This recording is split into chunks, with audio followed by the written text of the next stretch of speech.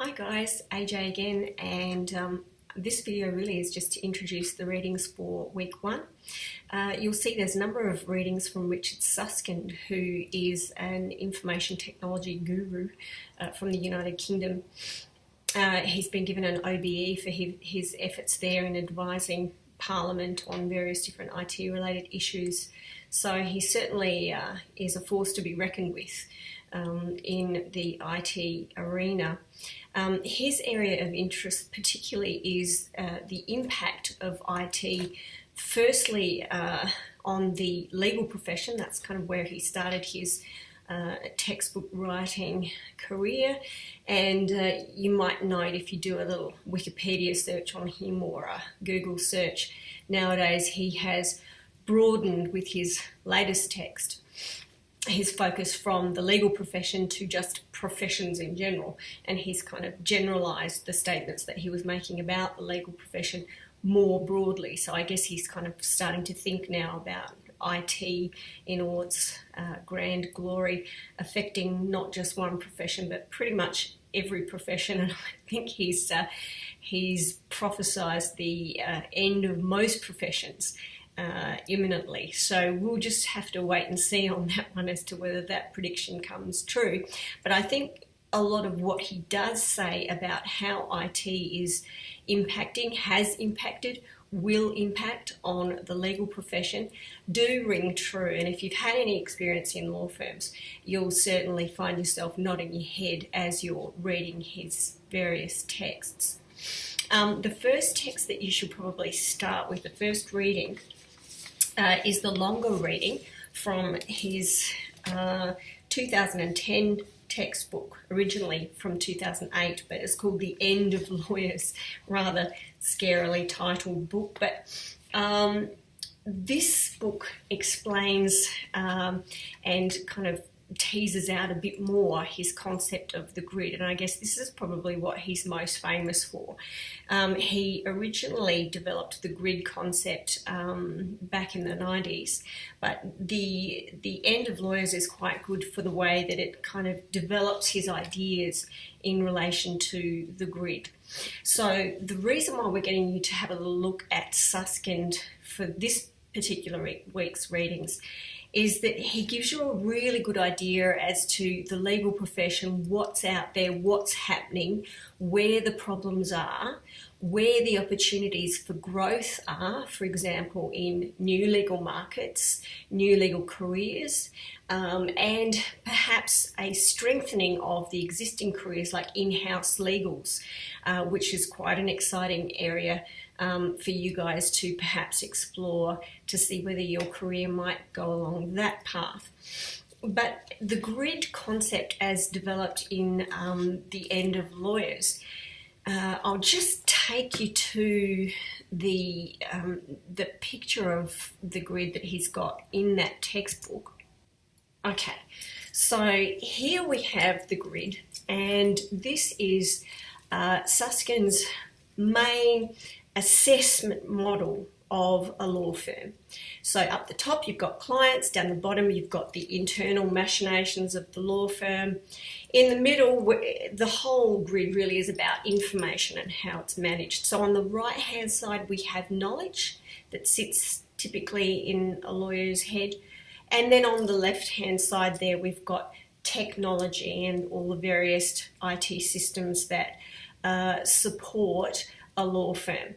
And just taking each quadrant, so if we're looking at the bottom left quadrant, here is your back office technology, and Susskind says this is all of the kind of internal law firm investment in IT that helps the law firm run. It's the backbone of the law firm. If they were denied access to this kind of back office technology, he says, typically the average law firm would just grind to a halt within a day or two. So you're looking at things like email systems, you're looking at things like document systems, you're looking at instant messaging, social networking, video conferencing, as I said, document managing, accounting, finance systems.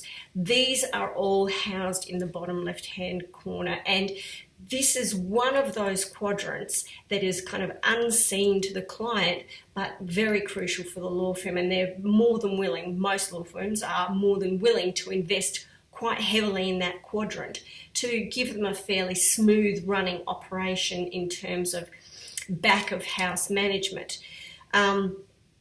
Looking then at the bottom right hand quadrant, again, we're looking internally within the law firm, but we're on the knowledge side of the grid.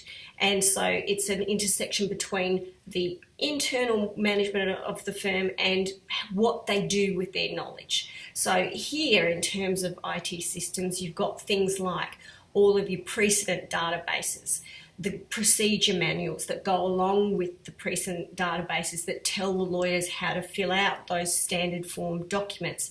By the way, that's a really useful legal risk management tool, standard form documents, because it reduces the risk of things going wrong that occur if you drafted every contract up by scratch. So you've got all of that kind of thing there. You have your practice notes, you know who systems, and you've got document assembly, wikis, podcasts, all of that kind of thing being housed, so Susskind says, in that bottom right quadrant. So again, an internal part of the firm, it's the knowledge management side of the firm. Moving to the top quadrants, in the top left-hand side quadrant there, you can see client relationship systems. And these are all the things like databases for client status of their matters and things like client monitoring, updating services, all of the relational side of things that a law firm needs to engage with in order to keep their clients happy. So if they need to know, look, what's happening with our matter, what's the next date that we have to do something, what happened on the last event that something needed to be done, how can we prepare moving forward, all of these kinds of questions typically should be answered by the client relationship systems. So that's your top left-hand quadrant. The top right-hand quadrant there is the intersection between the client and what the client needs and the law firm's knowledge. And here, this is really quite a crucial quadrant for Susskind, because what he says is that the more that law firms can engage with this disruptive sector or this disruptive quadrant, the more competitive advantage they are going to get. So really what he's envisaging is a growth in the amount of legal services, legal information, legal knowledge that is actually put out into the marketplace by law firms, put up online, put up for public information, for public access, to showcase that law firm's knowledge power, their knowledge base, their knowledge preemption, for example, of all their other competitors. So this is Suskind's grid, and he's really saying the most opportunity in terms of the legal service industry moving forward is in the top half of the grid. Improving client relationship systems, although he seems to think that's a fairly limited scope for real business opportunity moving forward. But online legal services is really where he sees things moving towards, and particularly automated information provision is a big one that Susskind seems to think is going to be a real big area of growth for law firms. So that's his concept of the grid.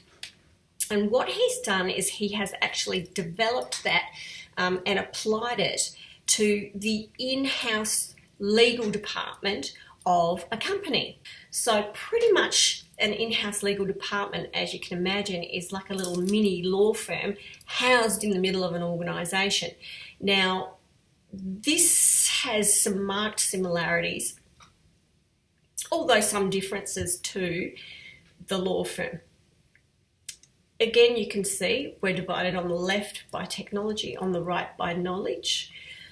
Down the bottom is the internal machinations of the legal department of the company. And then on the top, instead of having the client, you've got the business focus of that company. The business end, the front end that drives things, drives sales, drives income. Okay?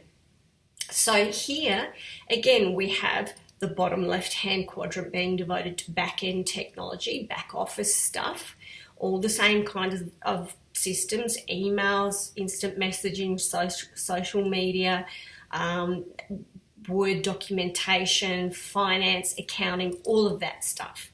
You've also got, on the internal side of things, on the bottom right quadrant, internal knowledge systems. Again, an in-house legal department, depending on its size. I mean, it might be one person, in which case, there's not going to be a whole lot of knowledge management going on, but typically you'll find in a reasonably sized in-house legal department at least some engagement with knowledge-based systems. So you're looking at things, again, like standard form documents, procedure manuals, policy manuals, all of the kinds of things we were talking about before. Again, if they have things like document assembly going on, that's where Susskind would house all of those kinds of systems and procedures. On the top half of the company grid, or the client grid as Susskind calls it, you've got corporate relationship systems at the top left quadrant. And there you're looking at the communications that go on between the legal department and the C-suite, okay, the board, and the managerial system that needs to know what's going on with the legal department and needs to be informed of how their operations are getting on in terms of the legal department's assessment, and all of those kinds of, not client management or client relationship, but C-suite relationship essentially. Okay, so then on the top right quadrant, you're looking at online legal support services again. There, instead of a law firm providing the public with online legal services, you're looking at things like the legal department providing updates, information, protocols, all sorts of things specifically for the business itself. Okay, so you're looking at various different kinds of knowledge that the legal department is showcasing to the business, okay, as opposed to the top left quadrant, which is the legal department sharing its data and its status information, its relationship information with the business. On the top right, you've got the knowledge, the legal department's knowledge being shared with the business, okay? So that's the same grid as overlaid onto an in-house legal situation. Then, as Susskind says, well, he can actually see the two coming together. And this is quite an interesting scenario, and I think it's tending to happen a little bit more nowadays, perhaps not quite as much as Susskind might think, but because there's a fairly natural reluctance there, and you can work that out from your readings. The in-house legal has a fairly tense relationship with its legal service providers quite often, and so there has been quite a reluctance to come together quite like this, but it's a nice little notion which helps you get your head around what's going on in the industry. So Susskind says, well, if you can manage it, you can kind of imagine the client grid sitting up top, the law firm grid sitting down the bottom. They're getting close together, and then he says you can actually see at one point, hopefully, he thinks, that they'll tend to become integrated. And these two figures represent Suskind's envisioning of how exactly the client grid and the law firm grid will come together. So you can see the top four quadrants have now merged with the bottom four quadrants on page 164. And you have this area in the middle where the quadrants are starting to phase into each other. So you have the bottom left quadrant of the business, in-house legals. You have that merging with the top left quadrant of the law firm's operations. So remember, we said the top left quadrant of law firm operations was the client relationship system. It's the data sharing activities that the law firm shares with its clients. Okay, so the client relationship system is starting to merge with the bottom left quadrant of the client, which, as you'll remember, represents the internal data management systems that the client has. And you'll find also that the right-hand quadrants are starting to phase together. So you've got that top right quadrant of the law firm, the potentially online provision of legal services, the very disruptive activity that Susskind talks about, starting to merge with the knowledge management, the internal knowledge management of the in-house legal department. And you'll see a blurring there between those two as they come together.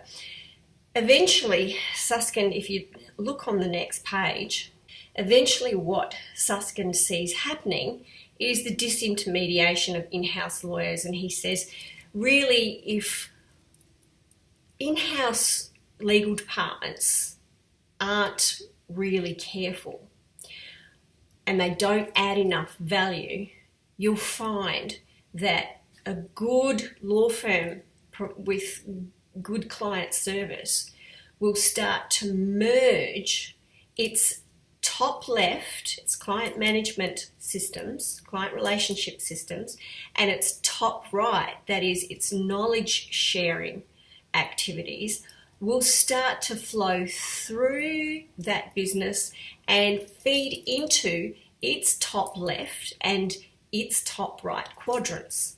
And you can see effectively what that does is it cuts out the middleman, it cuts out the in-house legal department. And if that's the case, Susskind says, well, then in-house lawyers really need to watch their backs, because if they're not providing value, they may ultimately be dispensable. So this is a rather interesting examination of the law profession and where Susskind sees things going.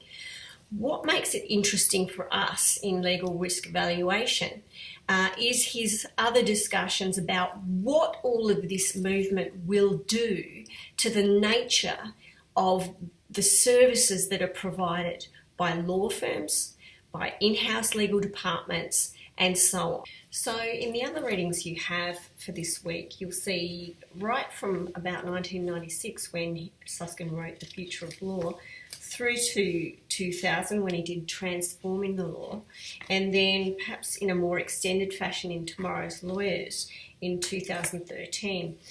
He develops this notion that the legal services industry is going to move from being a reactive industry to a more proactive industry as competition sharpens, as in-house lawyers learn to expect and demand more of their legal services providers.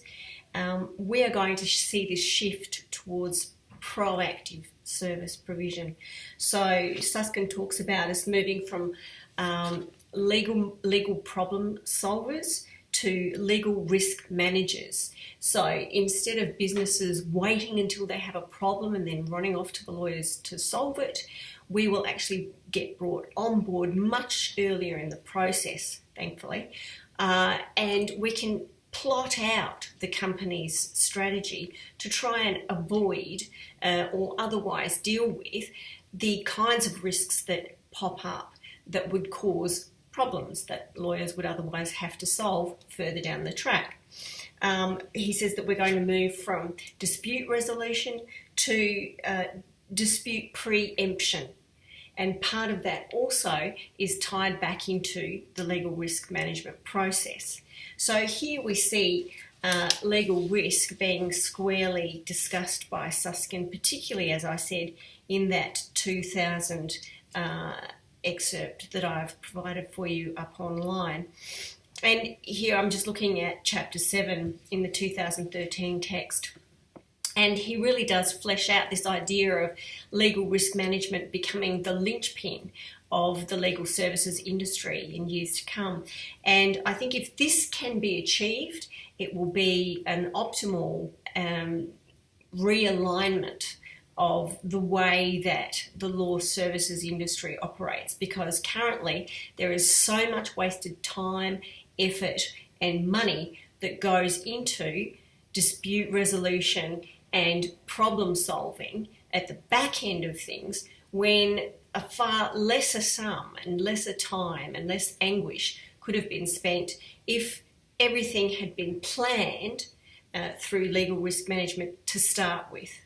So you can have a look here at chapter 7. I think you'll appreciate, now that we've discussed the background of where Susskind's coming from, just how important legal risk management is, and just how important the skill of legal risk assessment will be for your future careers. So I hope you enjoy the Susskind readings, and I'll touch base with you in the Zoom workshop. Thanks, guys.